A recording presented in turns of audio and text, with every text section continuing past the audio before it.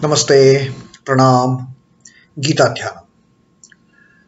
Om Parthaya Pratibodhitam Bhagavata Narayanena Swayam Vyasena Gratitam Purana Munina Madhye Mahabharatam Advaitam Ritavarshinim Bhagavatim Ashtadashadhyayinim Ambatva manusandhadhami Bhagavad Gite Bhavadveshinim. O Bhagavad Gita, with which Lord Narayana himself gave enlightenment to Arjuna. The ancient sage Vyasa included it in the Mahabharata.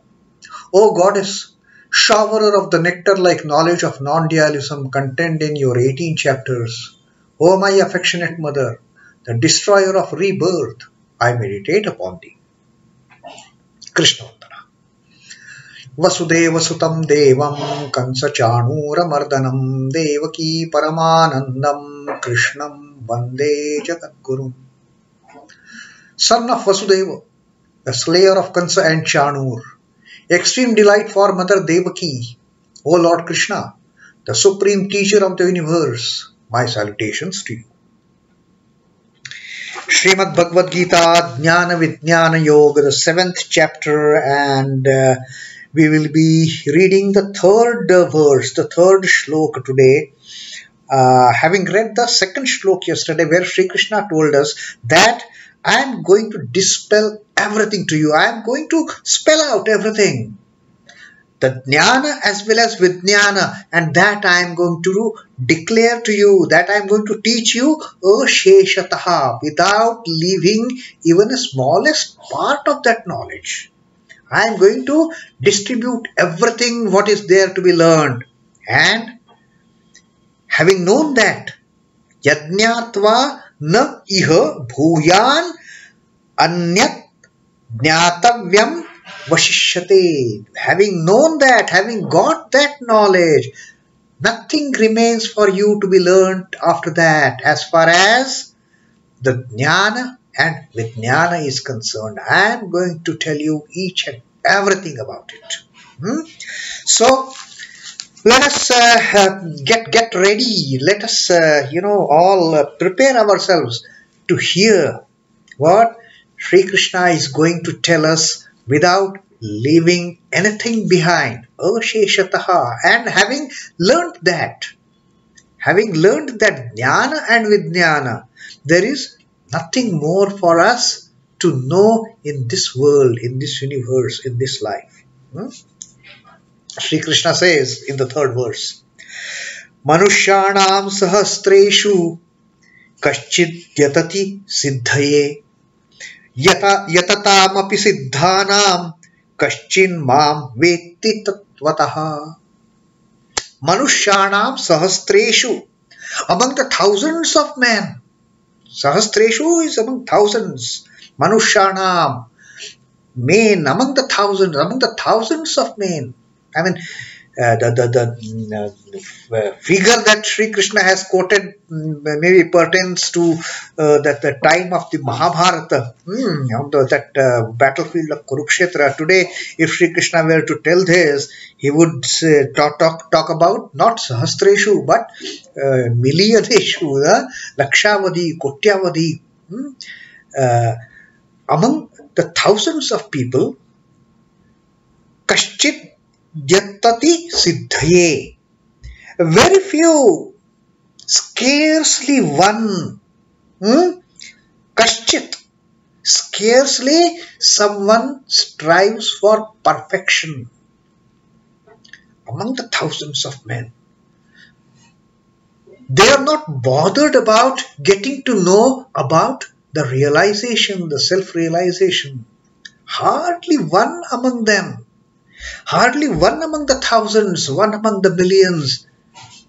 He strives for perfection. She strives for perfection.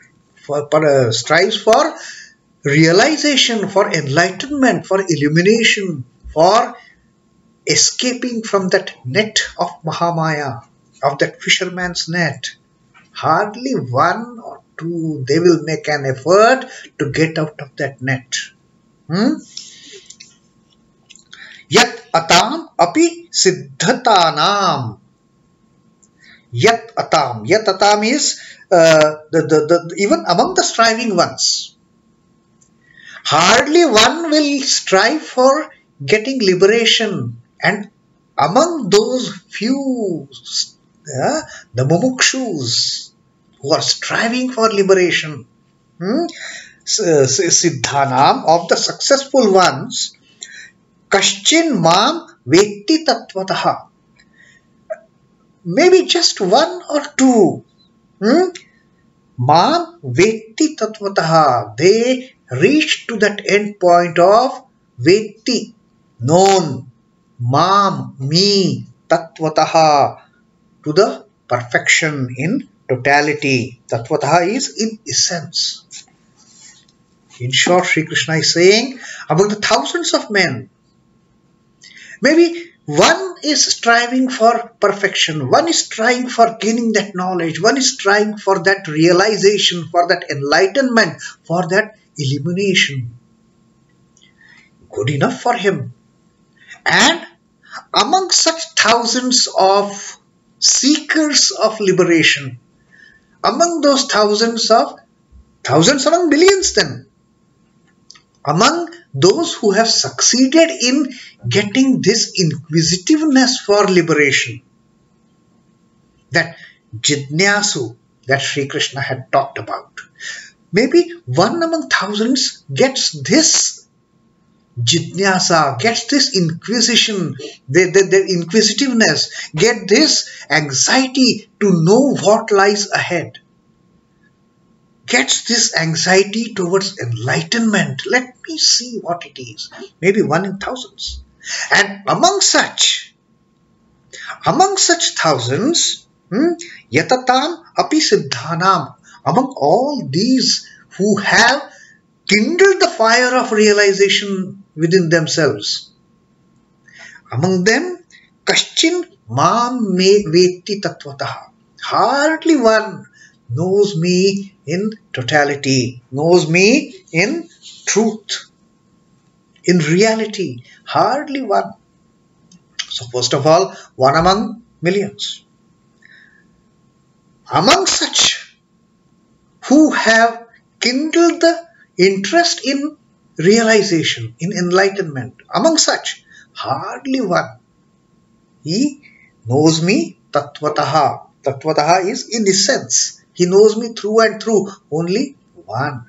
So how difficult it is to know me fully. And Sri Krishna is going to tell this now. How to know him fully. He is going to tell us asheshataḥ, without hiding anything from us. Among thousands of men, scarcely one strives for perfection. Scarcely one strives for that enlightenment. And those who strive and succeed, scarcely one knows me in reality. All those seekers, all those mumukshus, seekers of liberation, they may try, but only one of them will succeed in getting the ultimate enlightenment. For what happens to others? They're like that yoga bhrashta. They cannot attain the end point. They cannot reach the end stage. They will go and spend millions of years, n number of years in that beautiful heavenly abode, enjoy all the heavenly joys and pleasures, but there is an end to it. And then again they have to come down. They have to again take birth till they attain liberation, till they get that enlightenment. And Sri Krishna had told us, they will either get birth in that in a family which is pious as well as wealthy, or which is totally devoted family, no riches in that family, just hand to mouth, the basic necessities of eating and clothing and shelter, they are taken care of, that's it. And there they start their journey again towards the perfection, again towards the liberation. So Sri Krishna says that from among the millions, Maybe a few start this journey. Maybe a few there are who have this jidnyasa of knowing me. Among those who have partially succeeded on this journey but not reached the end point, hardly one actually knows me. Hardly one reaches to that last stage of, on the scale of 0 to 10 that we spoke about during our reading of the 6th adhyaya, Dhyana Yoga. Hardly one reaches that stage of 10, and he knows me entirely. He knows me tattvataḥ. He knows me in entire my essence. He gets to know me. Among thousands of men, scarcely one strives for perfection, and of those who strive and succeed, scarcely one knows me in truth. Now, that is the way that Sri Krishna is telling us that the final emancipation, the final sanctification of the soul, the final liberation is attained by hardly one or two such seekers. Among them, he who aspires for the attainment of the divinity stands supreme according to the Lord. He is the ultimate then. The higher the ideal, the harder is achievement of it. Yes, we have to reach 10 on that scale, which is extremely difficult. We will fall on the way. We will again take birth. We will again start the journey from the point where we had left. And Sri Krishna has told us that we will regain that knowledge that we had received, we had gained in the previous birth. And from there the journey starts ahead. Till the time we attain liberation, but that hardly happens in one among millions and millions and millions of seekers. Competency for it is rarely found among men. Yes, because we falter on the way. There is hardly one or two who gain that perfect rhythm of walking on this path. We all falter, we fall down, and again we come back, we fall down, again we come back, again we start the journey till, and this will happen.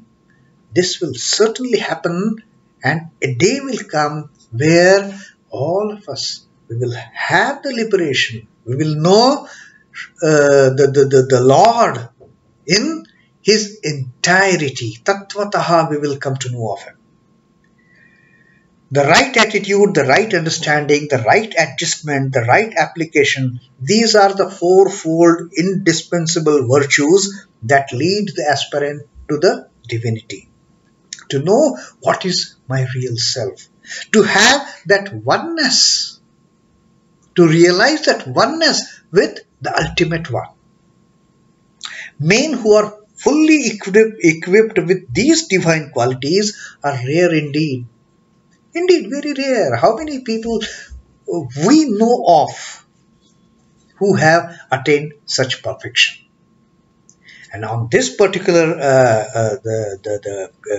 shloka that Sri Krishna has told us, that very few get to know me perfectly, get to know me tattvataḥ, very few get to know my real essence. Eventually, we all will know. But we have to slog so many births and deaths, so many life cycles. We have to get reborn and dead again, and reborn and dead again, and again keep on gaining the knowledge till we attain Vidyaan. What Sri Ramakrishna says about this? The devotees who enter the temple of Mother Annapurna in Banaras cannot get out of it without receiving some consecrated food, some prasad, in accordance with the wont. All the devotees who enter the temple of Mother Annapurna, they get the prasad. They have to get Mother Annapurna. She is the giver of the food. They have to get the prasad, but some people will get immediately. Some people who have entered late or who might have skipped when the earlier prasad was being distributed, So again, they have to be in that line to get that prasad. But Sri Ramakrishna says that they will get, some get it immediately, while the others have to wait long before being blessed with the prasad, with the consecrated food. But nobody is denied the privilege of obtaining it. Ultimately, all of the devotees who enter the temple of Mother Annapurna will get her prasad. It is a matter of time who gets first, who gets last. Similarly, mukti is assured for all.